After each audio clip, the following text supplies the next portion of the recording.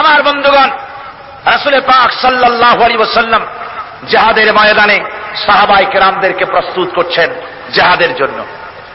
সাহাবীরা তৈরি হয়েছেন, লড়াই হবে মুতার প্রান্তরে। 3000 সাহাবীকে রাসূল রিক্রুট করলেন।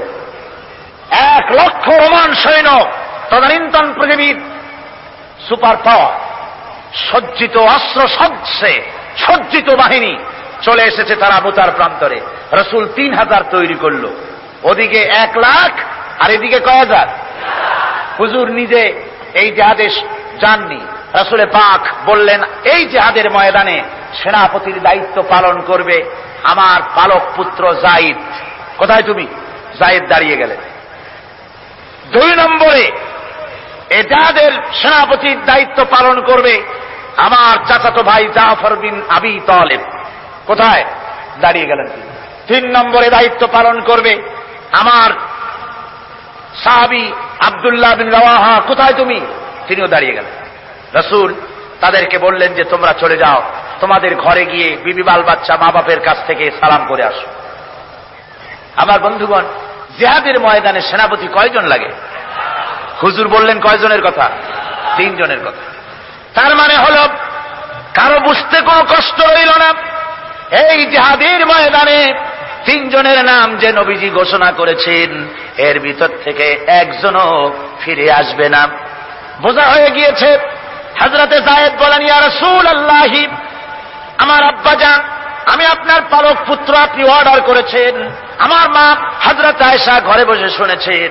আমার তো আর যাওয়ার দরকার নাই, কারো কাছে বলারও দরকার নাই। হযরতে জাফর বিন আবি তালেব চলে গেলেন নিজের বাড়িতে। যে ডাক দিয়া বলে, বিবিরে, আল্লাহ রাসূল আমাকে জিহাদের ময়দানে সেনাপতির দায়িত্ব দিয়েছেন। আমি তোমাকে বলতে এসেছি, সালাম করতে এলাম। তোমার সঙ্গে একসঙ্গে দীর্ঘদিন আমি ছিলাম। কোন হক তোমার আদায় করতে হয়তো পারি নাই, হয়তো জুলুম করেছি, অথবা আমার দ্বারা তোমার অধিকার নষ্ট হয়েছে। কিছু যদি কোনো ভুল ত্রুটি হয়ে থাকে, আল্লাহর হস্তে আমারে মাফ করে দিও। বিবি বলে, প্রাণের স্বামী, রাসূলুল্লাহ আপনাকে জিহাদের ময়দানের জন্য নির্বাচিত করেছেন। আমি আপনাকে ফিরে থাকতে বলতে পারবো না। সুতরাং আমি আল্লাহর দরবারে দোয়া করি। স্ত্রী হাত তুলে বলেন, রব্বুল আলামিন, আমার প্রাণের স্বামী জাফরকে জিহাদের ময়দান থেকে গাজী বানায়া আমার ঘরের ভিতরে তুমি তাকে দয়া করে ফিরাইয়া দিও। হযরতে জাফর তরবারির উল্টা পিঠ দিয়া স্ত্রীর হাতের উপরে মৃদু আঘাত করলেন আর বললেন, বিবিরে, উল্টা দোয়া করো না। উল্টা দোয়া তোমার আল্লাহর দরবারে কবুল হবে না। যেহেতু নবীজি আমার নাম 2 নম্বরে ঘোষণা করেছেন, আমার আগেও একজন আছে, পরেও আর একজন আছে। ও বিবি, নির্ঘাত ওই মুতার প্রান্তরে আমি শহীদ হয়ে যাব। জনমের মতো দেখা করতে আসলাম, এই জীবনে তোমার সাথে আমার আর দেখা হবে না। আমার বন্ধুগণ, হযরতে জাফরের স্ত্রী কাঁদতেছেন, বিবি বাচ্চাগুলা কান্দে। হযরতে জাফর বলেন, বিবিরে, এই বাচ্চাগুলি রেখে গেলাম, যেই রাস্তায় আমি জীবন দিতে যাচ্ছি, এই রাস্তায় আমার ছেলেগুলোকে তুমি তৈরি করবে। সালাম করে তিনি চললেন। বিবি কাঁচা কবুতরের মতো জমিনে ছটফট করতেছে, কাঁদতেছি। আর পিছনে পিছনে ছোট্ট ছোট্ট ছেলে মেয়েগুলি আব্বা আব্বা বলে চিৎকার মেরে দৌড়াতেছি।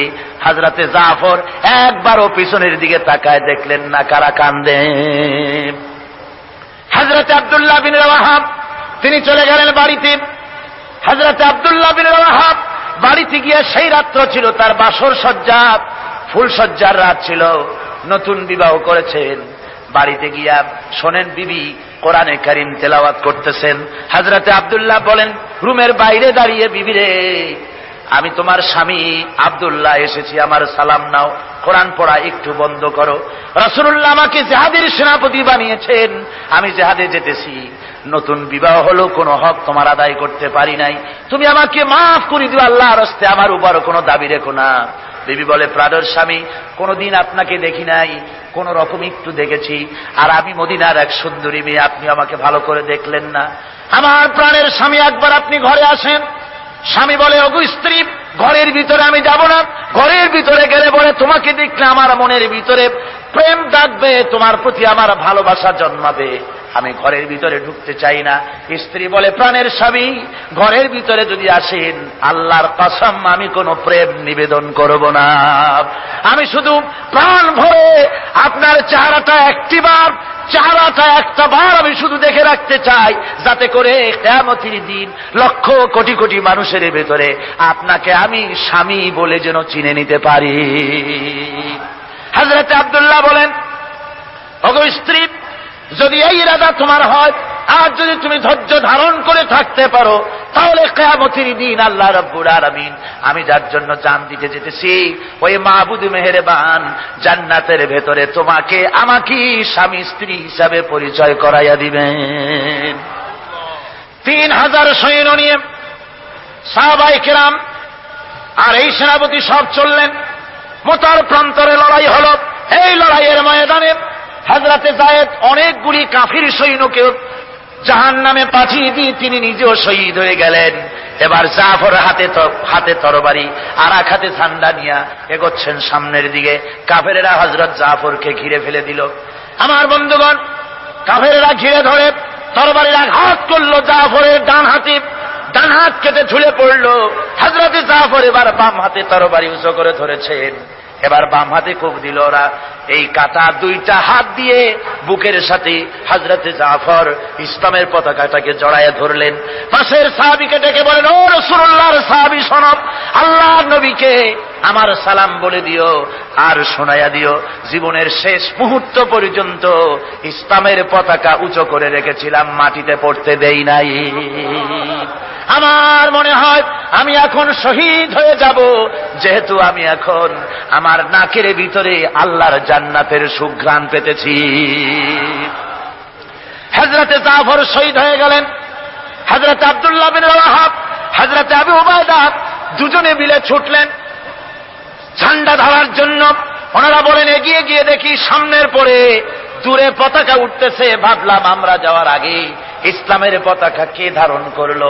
কাছে গিয়ে দেখি হযরতে জাফরের ডান হাত কাটা, বাম হাত কাটা, দুইটা পা কাটা, দেহটা একদিকে পড়ে আছে আর শুধু মাথাটা এক পাশে পড়ে থেকে ইসলামের পতাকা কামড়ায় ধরে উঁচু করে রেখে দিয়েছেন। আমার বন্ধুগণ, হযরতে আবু উবাইদা বলেন, আমি হযরতে সাদের, হযরতে জাফরের হাত পা মাথা মস্তক একত্রিত করে তার পা থেকে শুরু করে মাথা পর্যন্ত চুমা খাইলাম। তাকে জানাজা করে দাফন করে রাখলাম কবরের ভিতরে। রাতের বেলায় স্বপ্নে দেখি হযরতে জাফর আল্লাহর জান্নাতের ভিতরে ফেরেশতাদের সঙ্গে উড়ে বেড়াতেছেন। আমি জিজ্ঞেস করলাম, ও জাফর, আল্লাহ তোমার সাথে কি ব্যবহার করেছেন? হযরতে জাফর বলেছেন, ওগো আবু উবাইদা, আল্লাহ রাব্বুল আলামিন আমাকে বলেছেন, জাফর রে, আমি তোমার শাহাদাতে খুশি হয়েছি, তুমি আমার কাছে আর কি চাও? হযরতে জাফর বলেন, আয় আল্লাহ পাক, কিচ্ছু চাই না, শুধু একটা দাবি, দুনিয়ায় তুমি মেহেরবানি করে আমাকে পাঠায়া দাও আর একবার যদি যেতে পারি, তাহলে তোমার দুনিয়ার বুকে তোমার দিন কায়েমের জন্য কাফেরদের বিরুদ্ধে লড়াই করে আমার জীবনটা আর একবার দিয়ে আসি।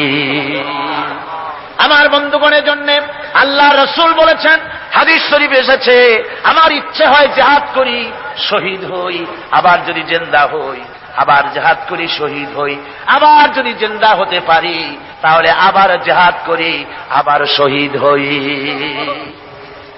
যেহেতু শাহাদাতের মওতের মতো এত বড় মর্যাদা সম্পন্ন মওত আর পৃথিবীতে হতে পারে না। আমার ভাইরা, ইসলামের জন্য জান দেওয়ার জন্য, মাল দেওয়ার জন্য সাহাবায়ে কেরাম এভাবে প্রস্তুত ছিলেন। নিজেদের জীবন তারা আল্লাহর সামনে নজরানা পেশ করেছেন, শহীদ হয়েছেন, আল্লাহ দ্বীন কায়েমের জন্য তারা প্রচেষ্টা করেছেন।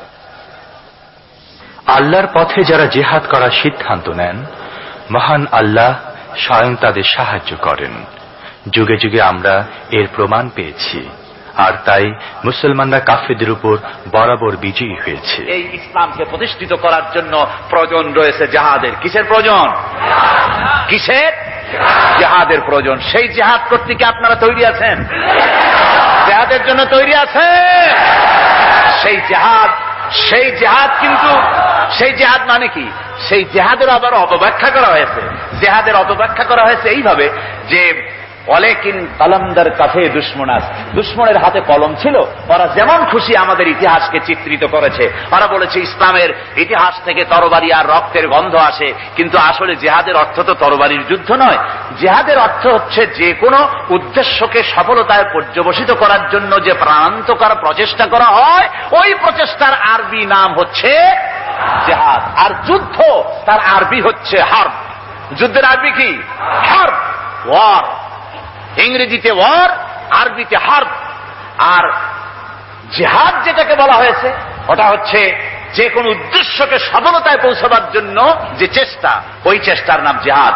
তবে এই চেষ্টা করতে গিয়ে যখন বাধা আসে সশস্ত্র, ওই সশস্ত্র বাধার মোকাবেলা সশস্ত্রভাবে করা যেটা, ওইটা হচ্ছে জিহাদের চূড়ান্ত রূপ। কথা বুঝে আসছে? ইসলাম প্রথমে কাউকে আক্রমণ করে না, ইসলাম প্রথমে কাউকে আক্রমণ করে না, আক্রান্ত হলে পরে তারপরে এর জবাব দেয়, ঠিক কিনা? দেখেন না, হযরত আলী রাদিয়াল্লাহু তাআলা আনহু ওই যে খায়বারের যুদ্ধে, সেইখানে কেউ খায়বারের এই দুর্গ মুসলমানদের হাতে আসে না, প্রতিদিন যুদ্ধ হচ্ছে, অথচ যুদ্ধে কোনো ফলাফল দেখা যাচ্ছে না। ফজরের এশার নামাজের পর হুজুর বলছেন, ও সাহাবীরা, আগামীকাল আমি এমন এক ব্যক্তির হাতে ইসলামের ঝান্ডা তুলে দেব যাকে আল্লাহ এবং আল্লাহ রসুল বেশি ভালোবাসেন, এবং তিনিও আল্লাহ এবং আল্লাহ রসুলকে বেশি ভালোবাসেন, আর তার হাতেই বিজয় হবে। হযরত ওমর রাদিয়াল্লাহু তাআলা আনহু বলেন, আমার এরকম পেরেশানির রাত জীবনে আর কখনো গেছে কিনা জানি না, আমি সারা রাত পেরেশান ছিলাম যে ওই ব্যক্তিকে আমি হতে পারবো।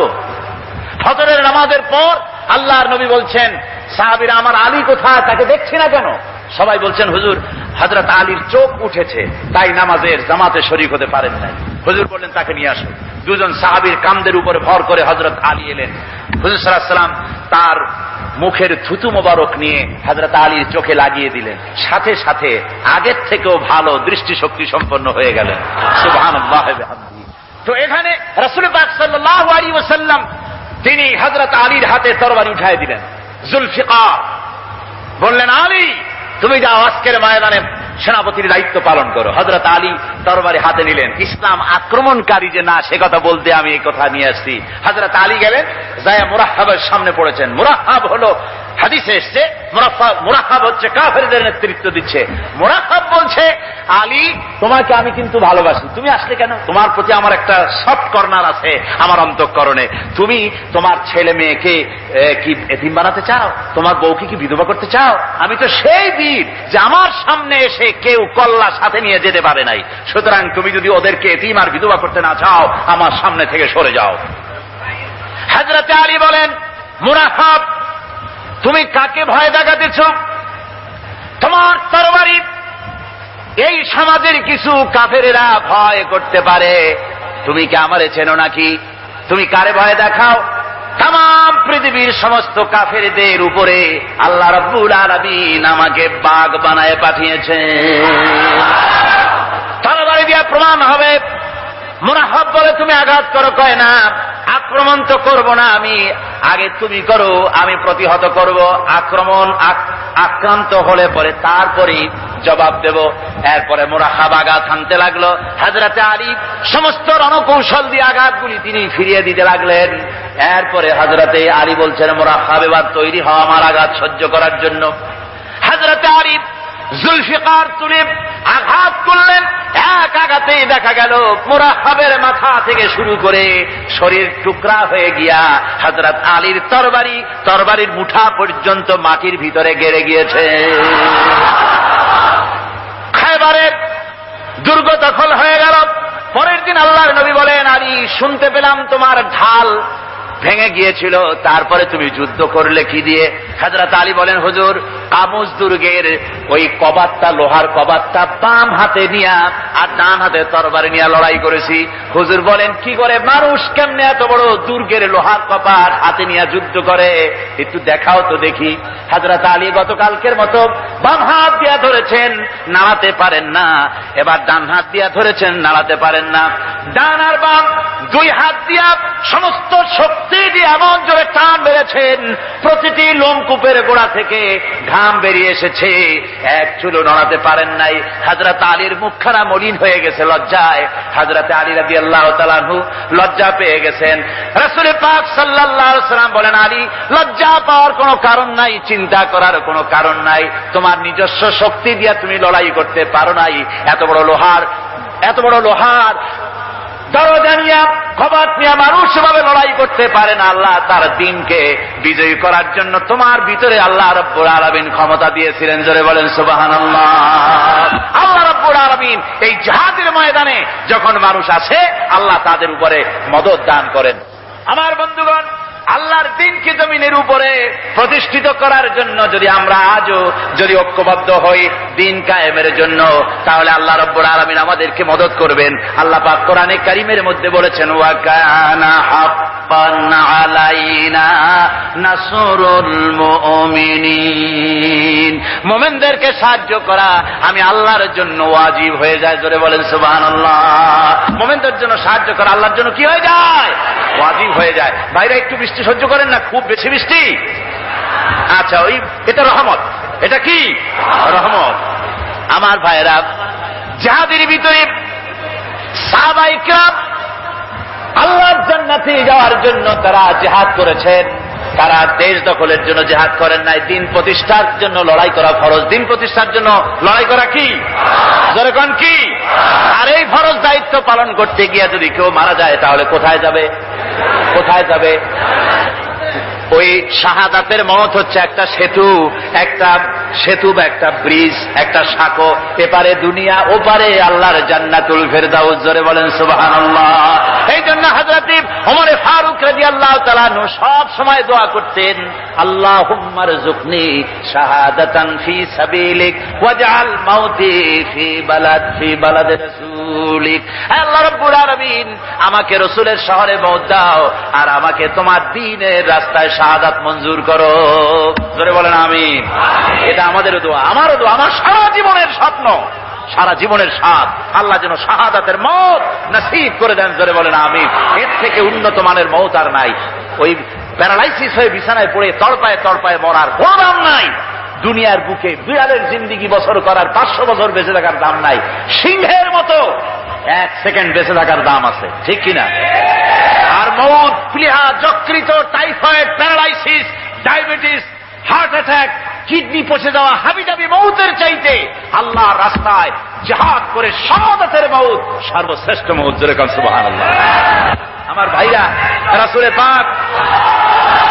পাক সাল্লাল্লাহু আলাইহি ওয়াসাল্লাম তিনি মদিনা মুনাওয়ারায় এসে প্রথম যে জিহাদের সম্মুখীন হলেন, ওইটার নাম কি? কোন জিহাদ? বদর। কোন জিহাদ? বদরের জিহাদ। সেই বদরের মাঠে জিহাদের জন্য রাসূল সাহাবীদেরকে তৈরি করতেছেন। তো আপনারা চিন্তা করেন বিষয়টা, জিহাদ করতে হবে। এই বদরে সাহাবীরা জিহাদ করবে কাদের বিরুদ্ধে? নিজের বাপের বিরুদ্ধে। রাসূল পাক খুব চিন্তিত হলেন যে সাহাবীদেরকে কিভাবে উদ্বুদ্ধ করা যায়। হুজুর জিহাদের কথাই বলতেছেন যে এখন বদরে আমাদের টিকে থাকার প্রশ্ন, এইটা মুসলমানদের টিকে থাকার প্রশ্ন। বদরের যুদ্ধ, বদরের এই জিহাদটা। হুজুর যখন এগুলি বলতেছেন, হযরত মিকদাদ রাদিয়াল্লাহু তাআলা আনহু, রাসূলের একজন জলিলুল কদর সাহাবী, তিনি দাঁড়িয়ে বলছেন, হে আল্লাহর রাসূল, কেন আপনি চিন্তা করছেন? ইমজি বিনা ইয়া রাসূলুল্লাহ হাইসুমা তাশা। হে আল্লাহর রাসূল, আপনি আমাদেরকে নিয়ে চলুন যেদিকে আপনার খুশি। হাইসুমা আমারাকাল্লাহ, যেদিকে আল্লাহ আপনাকে নির্দেশ করেন সেদিকে আমাদের নিয়ে আপনি সেদিকেই চলুন। ইন্না লা নাকুলু লাকা কামা ক্বালা বনু ইসরাঈল লিমূসা আলাইহিস সালাম, ইযহাব আনতা ওয়া রাব্বুকা ফাকাতিলা ইন্না হাহুনা কায়িদুন। বুখারী শরীফের হাদিস। হযরত মিকদাদ রাদিয়াল্লাহু তাআলা আনহু বলছেন, হে আল্লাহর রাসূল, আপনি আমাদের নিয়ে চলুন। আল্লাহ যেদিকে আপনাকে আমাদের নিয়ে যেতে বলেন সেই দিকে নিয়ে যান। আমরা মুসা আলাইহিস সালামের উম্মতের মতো বলবো না যে হে মুসা আপনি আর আপনার আল্লাহ দুজন গিয়া যুদ্ধ করেন, আমরা এখানে বসে থাকি, এমন কথা আমরা বলবো না। বাল ইযহাব আনতা ওয়া রাব্বুকা ফাকাতিলা ইন্না মাকুমা মুকাতিলুন।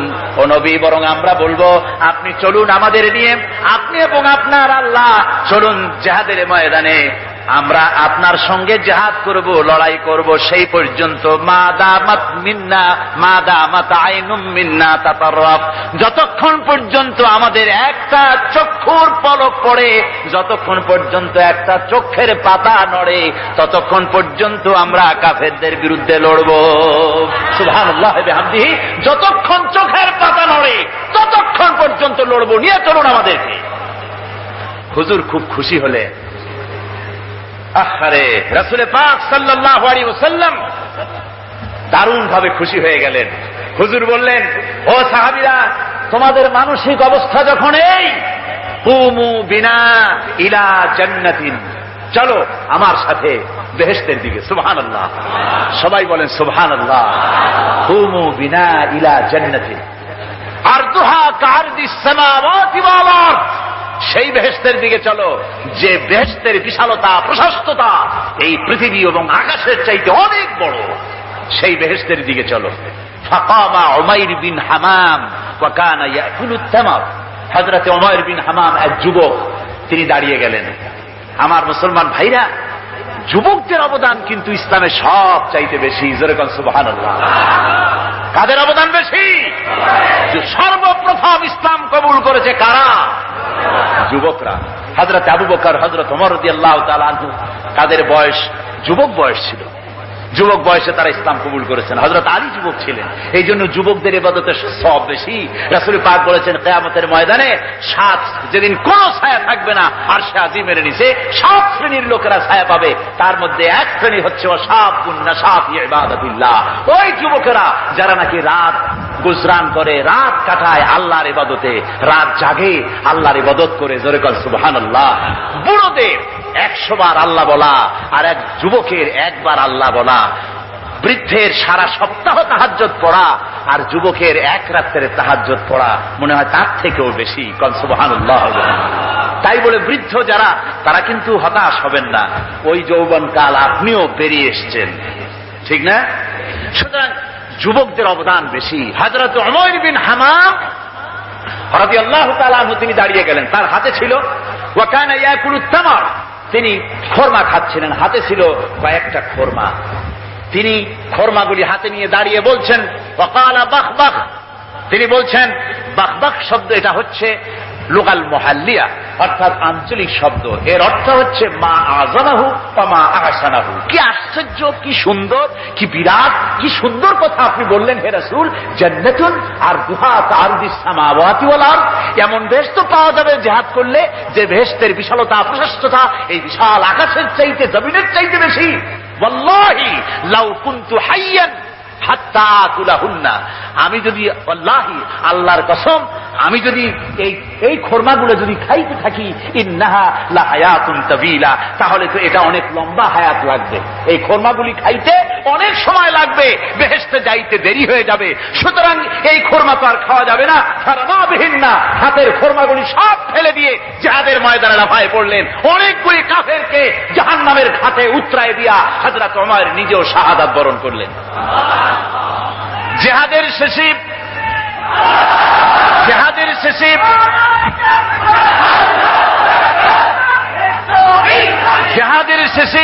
শহাদায়ে বদরের সমস্ত শহীদদের লাশ এক জায়গায় এনে সাহাবীরা বললেন, হে আল্লাহর রাসূল, আপনি যখন জান্নাতের বর্ণনা দিতেছিলেন তখন যে যুবকটা খরমা খেতেছিল আর জান্নাতের আশায় হাতের খরমা ফেলে দিয়েছিল, যে এই খরমাগুলি খাইতে গেলে তো সময় লাগবে অনেক, বেহেশতে যেতে দেরি হয়ে যাবে, এই কথা মনে করে হাতের খরমা ফিকে ফেলে জিহাদের ময়দানে এসে শাহাদাত বরণ, যে যুবকটি জিহাদ করেছিল তার লাশে সেও শাহাদাত বরণ করেছে। রাসূল পাক হযরত ওমরের চেহারার দিকে লক্ষ্য করে তার দিকে অঙ্গুলি সংকেত করে হুজুর বলছেন, ইন্নাকা মিন আহলিহা, ওমর, যে বেহেশতের জন্য তুমি খরমা খাওয়ার ধৈর্য ধরতে পারো নাই, আমি নবী সাক্ষী দিচ্ছি তুমি সেই জান্নাতের অধিবাসী। আমার ভাইয়েরা, ওই জান্নাতে যাওয়ার জন্য, আল্লাহর দ্বীনকে প্রতিষ্ঠার জন্য আমাদেরকে ঐক্যবদ্ধ হতে হবে। আল্লাহর দ্বীনের জন্য, আল্লাহর নবীর যে আদর্শ, সে আদর্শ প্রতিষ্ঠার জন্য এগিয়ে আসতে হবে। যদি আমরা তা করতে পারি, আমরা সংখ্যায় কত, আমাদের অস্ত্র আছে কি নাই, আমাদের জনবল কত, আমাদের সৈন্যবল কত, এগুলি প্রশ্ন না। প্রশ্ন হচ্ছে ولا تهنوا ولا تحزنوا وأنتم الأعلون إن كنتم مؤمنين। কোনো ভয় নাই, কোনো চিন্তা নাই, যদি তোমরা মুমিন হও আমি আল্লাহ তোমাদেরকে বিজয়ী করব। জোরে বলেন সুবহানাল্লাহ। মুসলমানেরা তো সেই জাতি, যাদের ময়দানে যখন মুসলমানদেরকে সাহায্য দরকার হয়েছে আল্লাহ রাব্বুল আলামিন আকাশ থেকে ফেরেশতা নাজিল করেছে কিনা কোন? কবি বলছেন ফিজায়ে বদরি पैदा कुन फरिश्ते तेरी नसरत को उतर सकते गर्दों से कतर अंदर कतार भी। বদরের মুসলমানদের মতো ঈমান যদি আজও তোমরা আনতে পারো, তোমাদের ভিতরে হয়ে যায়, তাহলে আল্লাহ রাব্বুল আলামিন তোমাদের জন্য কাতারে কাতারে ফেরেশতা তোমাদের জন্য নাজিল করে দিতে পারেন। তোমরা সেই জাতি, তোমরা সেই মুসলমান। ফিরে আসো ইসলামের দিকে, ফিরে আসো দ্বীনের দিকে, রাসূলের সঙ্গে মহব্বতটা জুড়ে দাও। কি মোহাম্মদ সি ওফা তूने तू हम तेरे हैं ये जहां चीज ही क्या लोहे कलम तेरे। মুহাম্মদ সাল্লাল্লাহু আলাইহি ওয়াসাল্লামের সঙ্গে তুমি যদি মহব্বতের সম্পর্ক স্থাপন করতে পারো, অনুসরণ আর অনুকরণের, তাহলে আকাশ আর জমিন তো দূরের কথা, লোহ কলম পর্যন্ত আল্লাহ তোমার জন্য করে দিবেন।